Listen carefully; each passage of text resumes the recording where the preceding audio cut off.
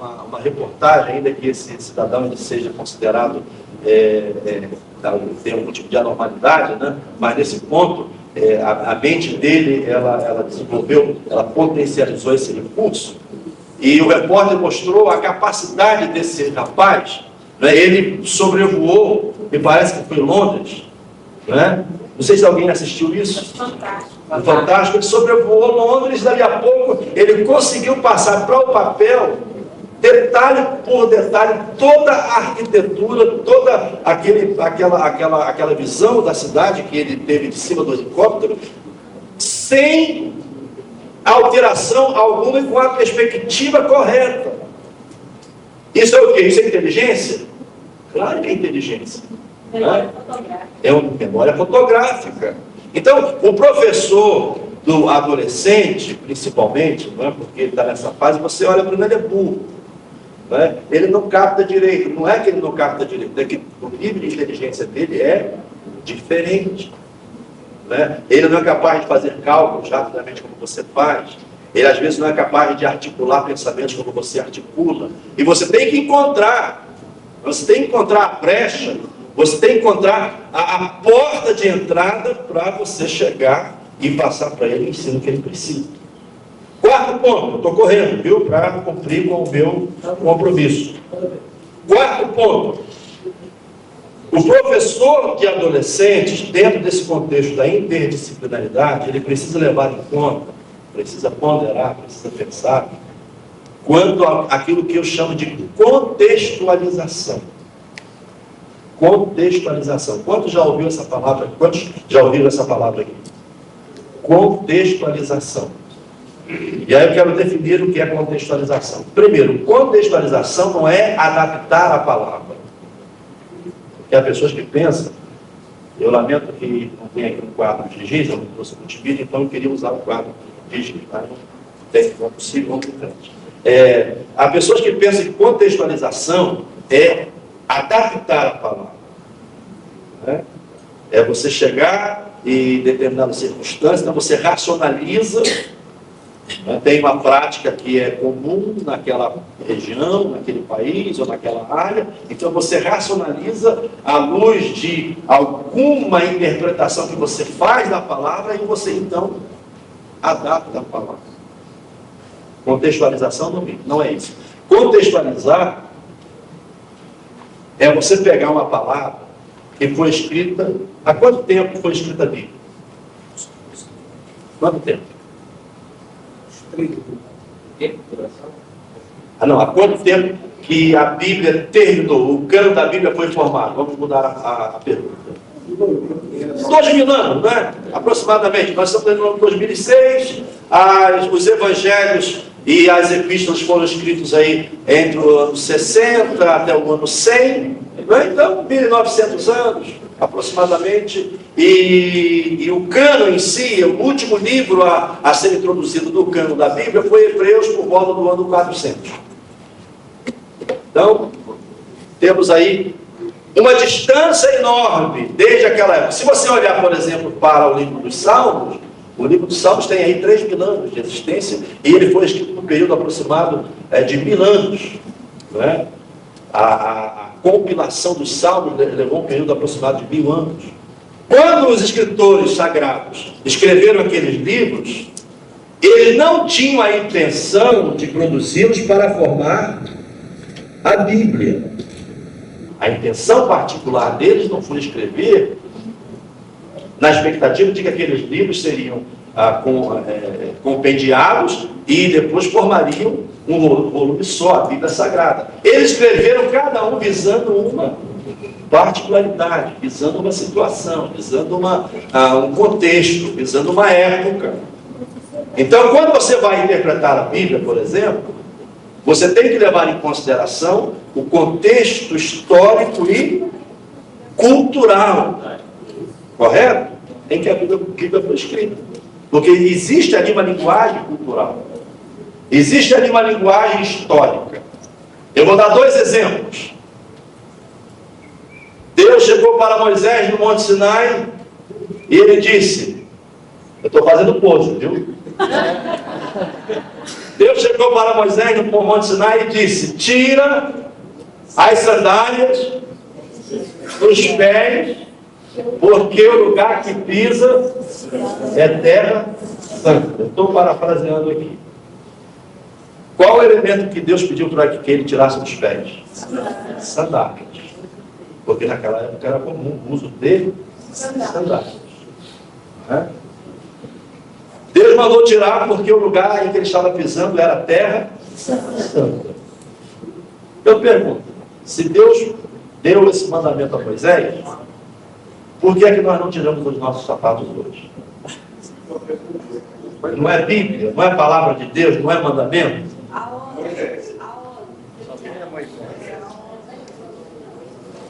Por que os senhores estão aqui de sapatos? Seria até meio desagradável, porque o chulezinho seria... Porque ali está um elemento cultural. Mas não é palavra de Deus? É. Então, o que é que... Contextualização é isso. É palavra de Deus. Você não pode chegar e dizer, mas isso aqui foi para aquela época. Não, não é para aquela época, é palavra de Deus. Então, como é que você aplica essa palavra nos dias de hoje? Porque Deus está tratando ali com Moisés de reverência. E lá, naquele contexto, tirar os sapatos era símbolo de reverência e ainda o é nos países orientais. Quando você entra numa mesquita, você tira os sapatos. Quando você entra na casa de alguém, de quem quer que seja, você tira os sapatos, deixa na porta. Eu fui pregar numa igreja coreana, e quando cheguei lá, eu vi que os pastores tiraram os sapatos. Perguntei ao meu intérprete, o que é que eu faço? Ele disse, olha, você também deve tirar os sapatos. E eu tive um problema sério, porque a minha meia estava furada. Tive que puxar assim pelo cantinho, calçar uns chinelos. Mas da outra vez que eu fui pregar numa outra igreja coreana, eu já cumpri as normas. Agora, eu vou pegar isso aí e vou transpor para cá? Não, mas é a palavra de Deus. Quem alcançou? Aqui eu estou vendo que a classe é bastante jovem, não é? Mas é possível que os seus pais, pelo menos, quem alcançou, pelo menos vendo os pais, a época do chapéu? Vendo os pais, pelo menos. Meu pai, como é que se chama? Ele punha chapéu, né? Vestia chapéu, sei lá como é que é o verbo. Colocava chapéu, andava de chapéu, 24 horas por dia, acho que dormia de chapéu. Até porque, irmão, naquela época era doutrina. Doutrina. Se não andasse de chapéu, estava fora da doutrina. Agora, você veja como é que essas questões convencionais da sociedade, elas às vezes criam um estereótipo, não é? Meio complicado, e você transforma aquilo em verdade. Por quê? Porque não sabe trabalhar os princípios que estão por trás. Então, o que acontece? Usava esse chapéu. Mas quando você entrava numa casa, quando você entrava dentro de um templo, quando você entrava em qualquer outro lugar, o que se fazia? Tirava o chapéu.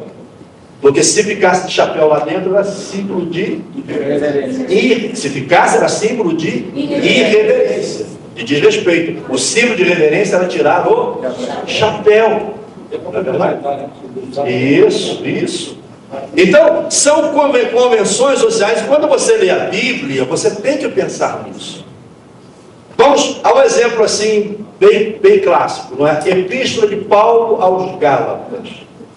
Paulo aos Gálatas combate o legalismo, e o foco ali da epístola são dois problemas sérios para os crentes da Galácia, problemas esses levantados pelos cristãos judeus. O problema da circuncisão e o problema do sábado.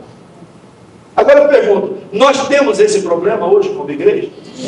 De circuncisão, de sábado, à exceção dos adventistas quanto ao sábado? Nós não temos esse tipo de problema. Então como é que se aplica Gálatas hoje? Você tem que contextualizar a questão do legalismo, não é?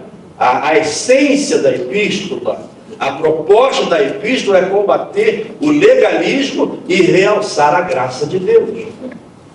Então o professor, principalmente de adolescentes, Ele tem que fazer, qualquer professor, mas o de adolescência tem que fazer basicamente 2 perguntas quando ele pega a lição. O que é que essa lição tem a ver com os meus alunos? Não é ele chegar lá simplesmente e fazendo uma boa exposição, mostrar a sua gama de conhecimentos bíblicos, mas quando termina a lição, o aluno pergunta, e daí? O que é que isso tem a ver com a minha vida? O que isso tem a ver com o meu dia a dia? Então, eu acho que o grande desafio para quem escreve nessa área, para quem escreve lições bíblicas, para mim como comentador, para você como o professor que intermedia o comentário, né, o ensino, o grande desafio é você fazer com que aquilo tenha sentido para o seu aluno. Seja significativo para o seu aluno. O pastor Eliezer falou hoje lá sobre essa questão do significativo, ou do significante, ou do significado. E ele disse que tem pessoas que vão para a classe tentando descobrir o que mesmo, quem se lembra? O chifre, da volta do chifre na cabeça do anticristo. Qual a importância que tem isso para a gente? Eu me lembro de um professor especialista, eu estou quase acreditando nele, um professor especialista em escatologia, que há uns 10 anos ele passou aqui no Brasil ensinando algumas coisas, entre elas, ensinando que o Lula era um anticristo. Eu estou quase acreditando. Lula nem tinha sido eleito ainda. E de onde ele arranjou isso? Ele arranjou isso lá dos 4 animais de Daniel. Pena que eu não tenho 4. Quem se lembra do primeiro animal? Qual era o nome dele? Leão. Qual era o nome do segundo animal? Urso. Qual era o nome do terceiro animal? Leopardo. E qual era o nome do quarto animal? A Bíblia não diz que era um animal grande. Aí o que ele fez? Ele fez um acróstico. Leão, L, urso, U, leopardo, L, animal, Lula.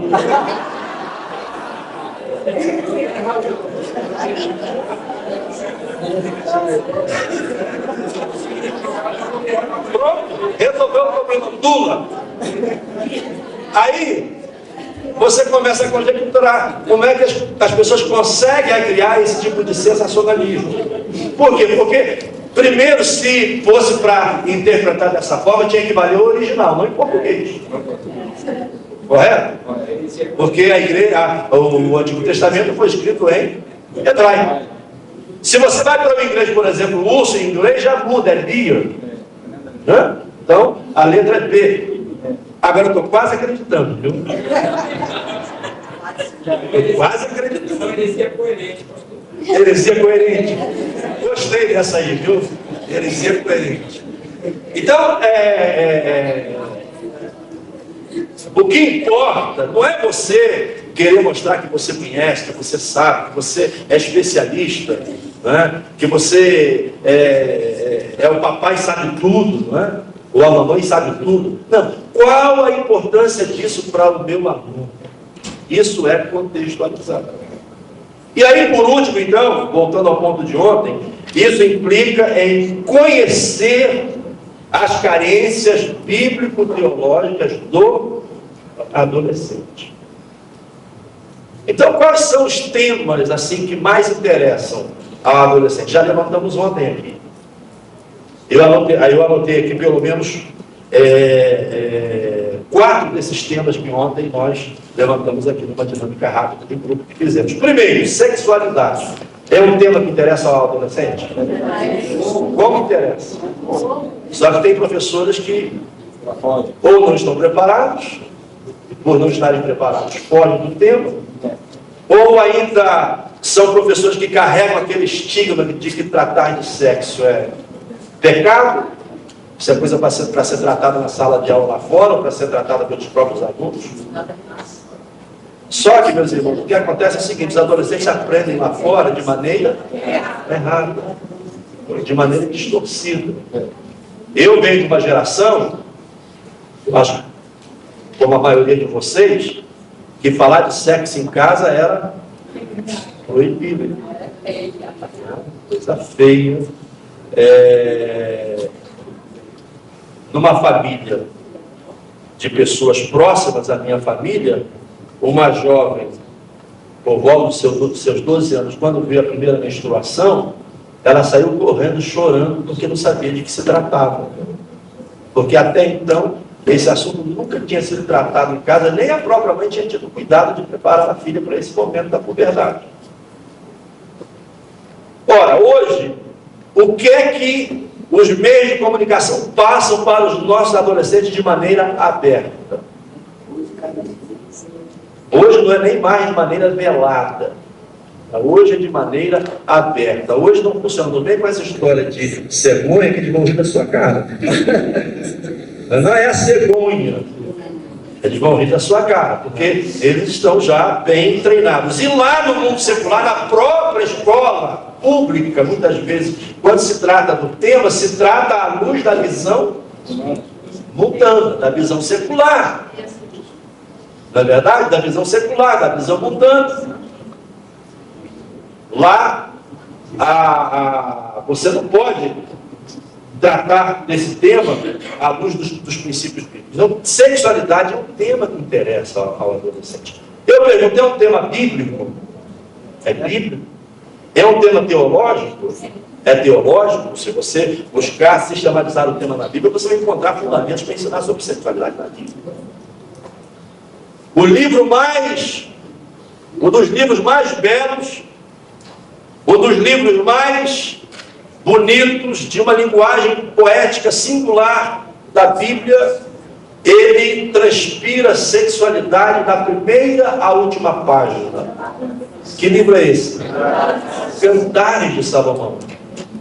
Você quer conhecer um pouco de sexualidade? Leia o livro de Cantares. Transpira sexualidade da primeira à última página. E ele é um símbolo da união entre Deus e Israel, e é um símbolo também da união entre Cristo e a igreja. Transpira a sexualidade. É um tema bíblico.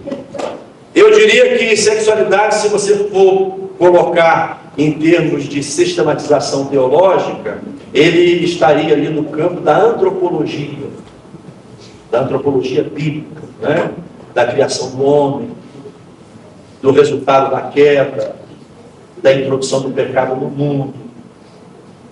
E aí você tem que ter o conhecimento, porque tem essas pessoas que olham a sexualidade como algo pecaminoso, porque confundem a questão da queda, das consequências da queda, e se esquecem de que o sexo existe antes da queda. Antes da queda. O sexo não passou a existir depois da queda. Ele existe antes da queda. O sexo foi criado puro. Quem perverteu o sexo? O homem. E o próprio diabo. Mas o sexo em si é puro. Então a antropologia bíblica seria essa área na qual você poderia fazer essa abordagem do ponto de vista bíblico. Mas em relação às outras disciplinas que estariam interagindo com a antropologia na área da sexualidade, só para a gente raciocinar um pouco mais. Eu tenho aqui pelo menos 3 áreas anotadas. Anatomia seria uma disciplina? Sim. Com certeza, porque a anatomia tem a ver com o desenvolvimento do corpo, do organismo, das transformações que o organismo sofre. Coisa mais bonita é você ver um garoto de 12 anos que não sabe se fala fino, se fala grosso. Ele está mudando, a sua voz está mudando, né? E ele fica até acanhado, ele sofre até por causa disso, né? Porque ele quer falar grosso, mas fala fino. Aí de repente fala grosso, né? As moças começam, o rapaz ainda começa a aparecer os pelos, as moças começam a tomar forma de moça, né, com os seios começando a crescer, aquela coisa toda. Isso é o que? Isso é anatomia. O professor que vai ensinar sobre isso, ele tem que ter essa capacidade de interagir com essa visão, para ele poder ensinar certo. e não ensinar errado. Uma outra área que eu cito aqui, psicologia tem a ver com sexualidade? Sim ou não? Sim. Tem a ver com sexualidade. Não é? A psicologia. O que é psicologia? Psicologia, numa definição bem simples, bem lá embaixo, seria o estudo da alma, o estudo daquilo que o ser humano é. Né? O comportamento, como é que quem falou aí? Comportamento, emoções, essa coisa toda, daquilo que a pessoa é. Nós temos alguns aparelhos no corpo humano. Nós temos o aparelho digestivo. O aparelho digestivo é formado de quê? Boca, laringe? Não, laringe ou faringe? Eu estou meio... Esôfago, estômago, intestino e etc. Pois não, fica à vontade. Aparelho fonador. O que é aparelho fonador? Tem a ver com a fala. Quem que forma o aparelho fonador? Deixa para depois, né? Outro aparelho que o ser humano tem é o chamado aparelho psíquico. É formado do id, ego e superego. Consciente, pré-consciente e inconsciente. E é aí nessa área que se constrói aquilo que a pessoa é. Então, isso tudo tem a ver com a sexualidade. Uma criança reprimida, como é que ela vai lidar com a sexualidade? Às vezes, de forma normal. Uma criança que tenha sido violentada pelo pai, pelo tio, pela tia, como é que ela vai lidar com a sexualidade? Então, o professor nessa área, ele tem que ter um mínimo de conhecimento de psicologia. Uma outra disciplina que eu pus aqui, para citar, endocrinologia. O que é isso? É de comer? Quase. Porque os nutricionistas normalmente são... Como é que é o nome? Endocrinologistas. Por quê? Porque eles têm que trabalhar, conhecer de glândulas, conhecer dessas questões todas, até para estabelecer o tipo de tratamento